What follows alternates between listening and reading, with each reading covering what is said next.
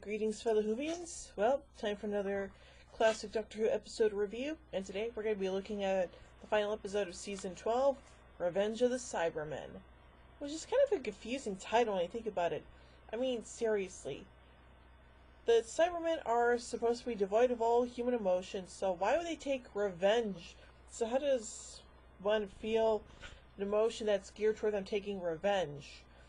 I mean, seriously. Unless they're taking revenge on the Doctor, then the title should be Revenge of the Cybermen on the Doctor. Or the Cybermen take revenge on the Doctor for all the times they screw them over, or something like that. I don't know, it's just weird. But anyway, that being said, let's go down to the actual review. Following on from Genesis of the Daleks, the fourth Doctor, Harry and Sarah use the time ring, spinning their way through time and space back to Space Station Nerva. They land back at the control room when they left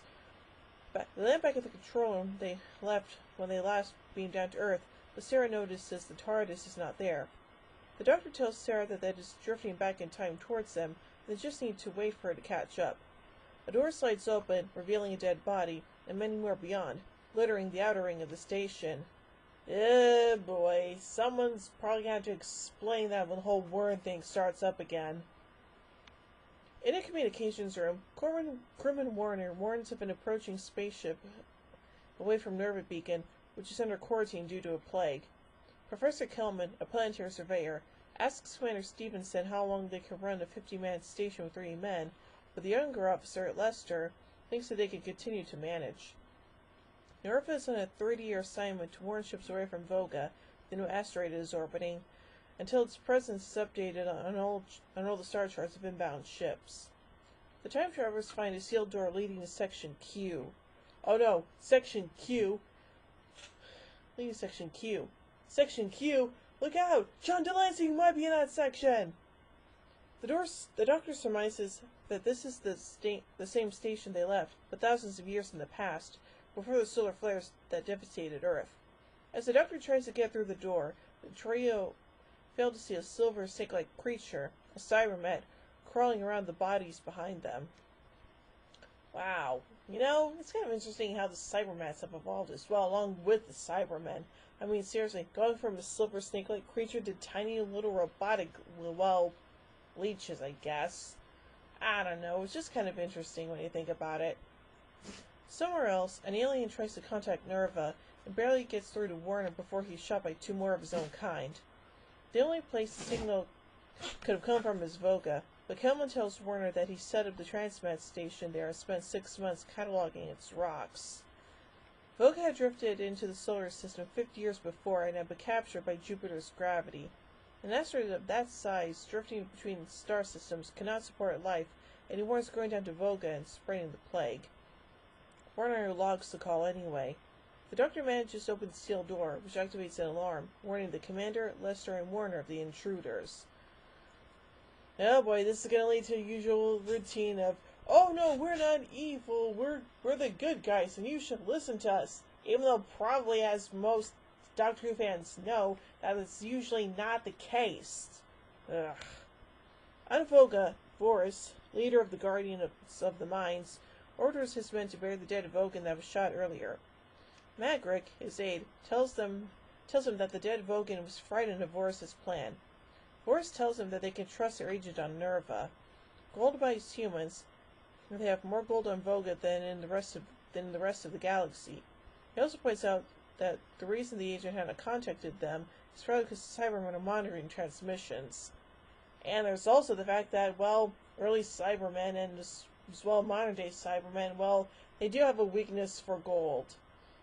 Weakness being that gold, well, kind of harms them, so there's that, I guess. In the communications room, the Cyberman attacks Warner, biting him before it is thrown off. Warner collapses, glowing veins appearing on his face while Kelman enters and pulls the magnetic log tape from the console. Meanwhile, the Doctor, Harry, and Sarah have reached the forward control room, mere seconds before Lester and Stevenson enter, leveling their weapons at them. The door behind them slides open to reveal the communications room, and Kelman brings Stevenson to Warner's fallen form. When Stevenson sees that his crewman has the plague, he prepares to shoot Warner to stop the infection spread, but the Doctor stops him. The Doctor lies, saying that they are a medical team sent from Earth, and convinces Stevenson to let Harry examine Warner. They take Warner to the crew quarters as Kelman returns to his own room and spies on the Doctor and Stevenson in the communications room using an assembled camera. Ah, yes. Ah, yes, Kelman. He is truly the MacGyver of this group. Stevenson tells the Doctor about the asteroid, formerly named Neophobos, but renamed Voga by Kelman. So the asteroid is named New Fears? That's weird. The Doctor recognizes the name, Voga, the planet of gold, and realizes that Cybermen are involved. Stevenson says the Cybermen died out centuries before, but the Doctor points out they merely vanished after attacking Voga at the end of the last Cyber War. Hearing all this, Kelman contacts a cybership nearby, his crew commanded by a cyber leader with a black helmet. The ship moves towards Nerva. Warner is dead. Well, that was out of the blue. When the Doctor examines the body, he finds 2 puncture wounds, indicating that Warner was injected with poison and confirming the Doctor's suspicion that there is no plague. The Doctor says that if he had seen Warner earlier, he might have been able to use Nerva's transmat to filter out the poison from the system. The Doctor has another suspicion. Investigating Kelman's quarters, he finds a communications device as well as some gold. The Doctor hides when Kelman returns, but Kelman realizes that someone has been inside the room. He sabotages the room, electrifying the floor and sending gas pouring up from it. Keeping off the floor, the Doctor reaches the door to open it with a sonic screwdriver. Meanwhile, Sarah's attacked by the Cybermen. Oh god, I just realized Cybermen are actually the Cybermen's version of vampire bats! Hurry! Someone find a cure before Sarah turns into a cyber woman! Even though that probably won't happen, even though that's not likely to happen years later in some weird Doctor Who spin-off that's, well, just weird. The Doctor escapes Kelman's room and hears Sarah screaming. He throws the Cyberman to the floor and kills him with some gold dust from Kelman's room. But Sarah has already been bitten. The Doctor carries her to the transmat chamber, handing her to Harry, and prepares to beam them down to Voga and back. However, Kelman has taken the transmat's pentalium drive. The Doctor reconfigures the transmat to bypass the sabotage system, while Stevenson and Lester go and confront Kelman. On Voga, Boris observes a giant rocket, the Sky Striker. He tells Magrick that his agent has informed them that the Cybermen are heading for the beacon. Boris wants the Sky Striker fitted with its bomb head in 4 hours. The Doctor jury-rigs the transmat, and Hera and Sari beam down to Voga. With the poison filtered out, Sarah instantly recovers. Whew, that's good. As Harry notices that the cavern floor is littered with gold, Vogas arrive and capture them. They are brought before Voris, who wants to know who is still alive on Nerva. However, the answers will have to wait. Harry and Sarah are taken away while Voris answers a call from Tyrant Chief Counselor Voga, who arranges for them to meet.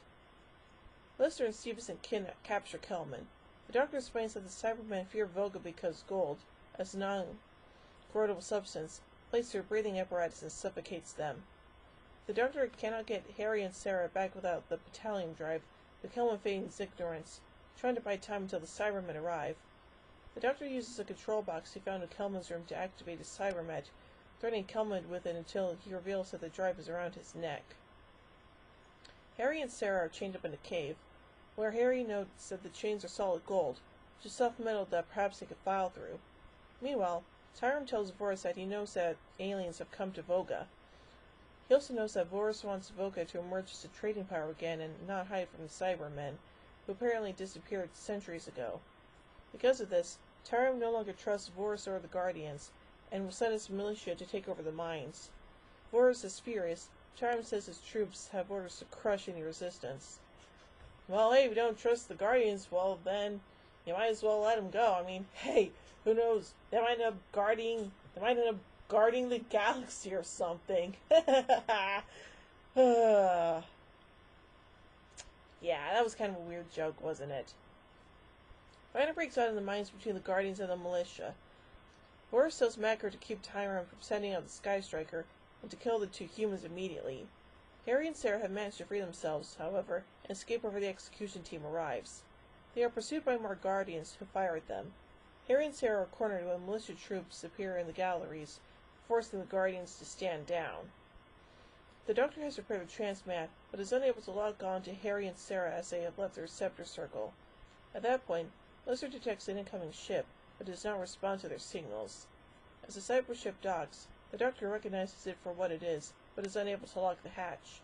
The Cybermen come through, impervious to gunfire, and shoot all 3 men down. The cyber leader tells Kelman that the 3 men are not dead, merely neutralized, as they are necessary to their plan. Harry and Sarah meet Tyrone down on Voga and start to explain about their plan to find the TARDIS. Shouldn't you just, find a way to wait until the doctor can transmit you back and then wait for the TARDIS to show up? Kelman explains that he set the transmat receptors at a shaft near a shaft that leads into the core of Voga. As the environment is hostile to Cybermen, the 3 men will carry explosives down to Voga and destroy the asteroid. Kelman insists on going down first to check that the transmat is functioning properly. There, he runs into some militia. Not realizing the distinction between them and the Guardians, he demands to see Vorus and is taken away, while trying to warn them that they are all in danger. Meanwhile, when Harry and Sarah mention Cybermets, Tyrone decides to take them to the gold mines to confront Vorus. The Doctor wonders what Kelman's reward is, but it's not Voga's gold. He tells the cyber leader, saying that the Cybermen were finished once humans discovered their weakness to gold and ended the cyber wars. This whole cyber war thing is actually kind of interesting. Seriously, how come we don't hear about that war as often as we constantly hear about the Time War during New Who? Ugh. Cyber leader tells the Doctor that this is the reason why Voga must be destroyed before the Cybermen begin their campaign again. The cyber leader says that Kelman was promised the rule of the solar system after the Cybermen had conquered it. With cyber bombs strapped to their backs, the Doctor, Lester, and Stevenson are briefed. They are to plant the bombs in the core of the planet, after which they have 14 minutes to return and escape via transmat. If they try to move their harnesses before they reach the target zone, a secondary explosion will kill them. Their progress will be followed by radar, so if they go off course, the Cybermen can use manual controls to explode the bombs. The 3 beam down, accompanied by 2 Cybermen, one of them holding a timer. Well, considering how often Cybermen use the word cyber in front of anything, I might just call it a cyber timer or something. Militia arrive and start to fire on the Cybermen. The Doctor, Lester, and Stevenson run away as the 2 Cybermen kill 2 out of 3 Vogans, the other running away. The 2 Cybermen climb under a rock and enter its chamber with a staircase going up the side. Vogans who were stationed on the stairs open fire on the Cybermen, but their weapons are useless and they are killed by the Cybermen's lasers. None of the 3 men believe that the cyber leader will keep his word about letting them escape. They have to keep moving towards the target zone as they are being monitored. On Nerva, the cyber leader declares that Kelman is of no further use to them. Tyrone questions Kelman, who tells him that he and Vorus were working to lure the Cybermen to the beacon, which Vorus has targeted with a rocket. At that moment, a militiaman arrives to tell Tyrone about the arrival of the Cybermen and how their weapons are useless. Kelman urges them to use the rocket. Tyrone orders his men to use every weapon they can while he speaks to Vorus. Harry tells Sarah to get back to Nerva and warn the Doctor while he tries to stop the rocket from being fired. When Tyrone tells Vorus about the Cybermen on Voga, he shows Tyrone the Sky Striker. However, with the Cybermen already on Voga, they have no time to get it ready. Vorus claims his plans were to just free his people from the fear of the Cybermen and bring them back into the light. Tyrone scoffs, seeing as Vorus has allied himself with Kelman, a double-agent murderer, motivated only by the promise of gold. Harry suggests finding another way into the core to stop the bombs.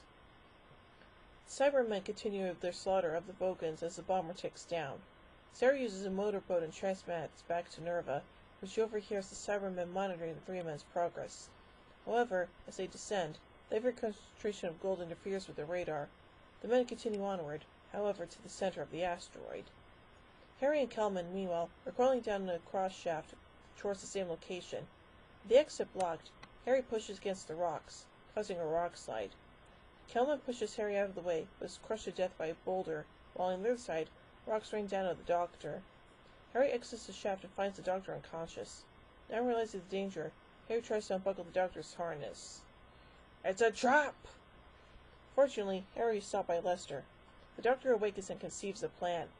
Stevenson will continue on and create a radar trail, while the rest used the cross shaft to surprise and attack the Cybermen with gold. The Doctor and Harry jumped the two Cybermen, trying to push gold dust into their chest plates. However, the Cybermen are too strong, and Harry and the Doctor are forced to retreat. Lester leaps onto the Cyberman and undoes his harness, an explosion killing both himself and the Cyberman in a burst of flames. With the loss of contact, the Cyber leader orders immediate detonation. Sarah tries to stop them but is thrown to the floor. However, when the button is pressed, no explosion follows. The Doctor has managed to disarm the countdown device, which allows him to release his harness safely. With Sarah tied up, the Cyber leader now plans to send Nerva, loaded with more cyber bombs, to crash into Voga to destroy it. Packard tells Voris that the Sky Striker is now ready, but before he can launch it, the Doctor asks them to give him 15 minutes to transmit to Nerva and deal with the Cyberman himself, armed with a bag of gold dust. If it does not contact them by that time, they can launch the rocket. The Doctor reaches Nerva and frees Sarah while the Cybermen are loading the bombs. As the Cyberman he takes the Cyberman in his control box, filling the Cyberman with gold dust. The Doctor sends the Cyberman to attack a Cyberman, ejecting him with the dust and killing him. As Nerva begins to move towards Voga, Voris sees this and attempts to fire the rocket. Tyrant shoots Voris, but as the Guardian dies, he triggers the launch. The Doctor and Sarah's attack on the remaining Cybermen fails. The Doctor is forced by the Cyber leader to tie himself and Sarah up as they are left to perish in the crash. However, the Sky Striker is approaching just as fast. The Doctor manages to untie them both with the trigger from Harry Houdini and contacts Voga, instructing them to steer the rocket towards the cyber ship. The Sky Striker veers away from Nerva and destroys the cyber ship. However, the beacon is still on a collision course. The Doctor manages to unlock the gyro controls, skimming Nerva just above Voga's surface until they reach the other side of the asteroid and open in space. Whoo-wee! Thank goodness for that. The TARDIS materializes just as Harry arrives via transmat. The Doctor tells his companions to hurry up.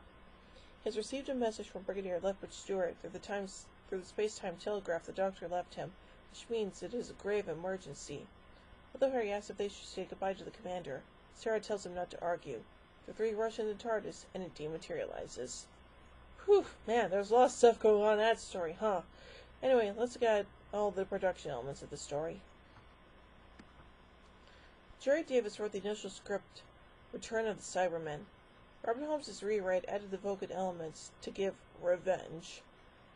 Producer Philip Hinchcliffe was new to the program, so the serial was commissioned by his predecessor Barry Letts. Letts and Holmes felt that with the new Doctor coming in, and at that stage, little idea of how he would be played, it would be best to play safe by using familiar big-name monsters such as the Daleks and Cybermen in the first season. The script was modified as production developed to incorporate Tom Baker's style. It also had to be rewritten to modify how writer Jerry Davis had envisaged the new Doctor.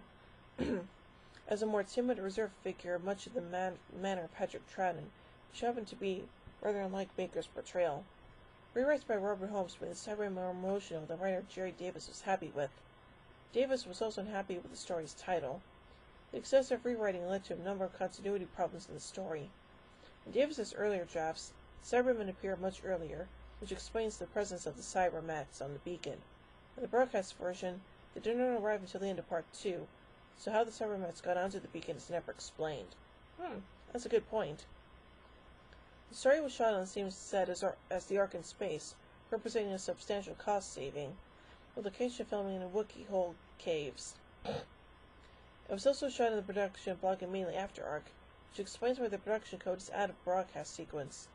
The location of filming at Wookiee Hole was plagued by a series of problems, which the crew blamed on a curse. The curse apparently was brought out when the production staff found a small rock formation that the locals called the Witch. Despite warnings, they proceeded to put a witch hat and cloak on it. The assistant floor manager suffered a severe attack of claustrophobia, another crew member fell ill, and an electrician suffered a broken leg when a ladder collapsed. During the scene when Sarah Jane rides one of the water skimmers, the boat went wild and Sladen was forced to jump off, treading water despite heavy boots until rescued by Terry Walsh, the program's longtime stuntman. Both required precautionary vaccinations at a local hospital, but were otherwise unhurt. The boat disappeared and was never seen again. The circuit radio transmitter, disguised as a clothes brush used by Kelman, is the very same prop that appears in the 1973 James Bond film Live and Let Die. The prop was handed over by Bond actor Roger Moore himself when he visited the BBC in 1973. He later told the Radio Times that the props master, not recognizing Moore, had paid him 2 shillings and 6 pence for the item. I popped into the Beeb for a cup of tea and spotted a notice about upcoming Doctor Who, so I thought the darlings would be so cash-strapped they'd need anything they could get their hands on. It wasn't MGM after all. I didn't expect to walk out with 2 and 6. The masks for the principal actors playing the Vogons were especially molded to their faces, but for the non-speaking artists, the BBC had to cut costs. According to actor David Collins on the DVD commentary, who played Boris, the masks for the extras were made using a facial mold of the Dad's Army star Arnold Ridley. Originally, cyber costumes from the 1968 serial The Invasion were to have been used, but only 2 had survived and in poor condition. This necessitated entirely new outfits, which included chest panels constructed from the innards of old television sets, and trousers which, for the first time since the moon base, were not tugged into the cyber boots. Director Michael E. Bryant opted to put the characters on the Nerva beacon into temporary clothing and have them use modern machine guns rather than attempt to depict through the future through fashion. Another first appearance is a symbol which would eventually be known as the Seal of Rassilon. In this story, however, it is a symbol of the Vogons. Designer Roger Murray Leach reused the Vogon symbol for the Time Lords in the Deadly Assassin, and has remained associated with the latter ever since, most recently in 2007's The Sound of Drums. A Vogon costume was later reused for the Blake 7 episode Warlord, still sporting the Seal of Rassilon. Carrie Blyden composing the incidental music for the serial, his final work for the series. Producer Philip Hinchcliffe asked the BBC Radiophonic Workshop to enhance the score, which was done by Peter Howell by adding some synthesizer cues to Blyden's score. This was Howell's debut on the series, but it was uncredited. Howell would go on to arrange the 1980 Doctor Who theme music and provided incidental music for the series from the Leisure Hive to the 2 Doctors.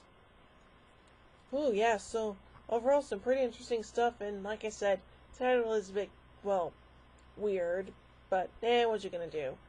So, overall, I give Revenge of the Cybermen 3 sonic screwdrivers out of 5.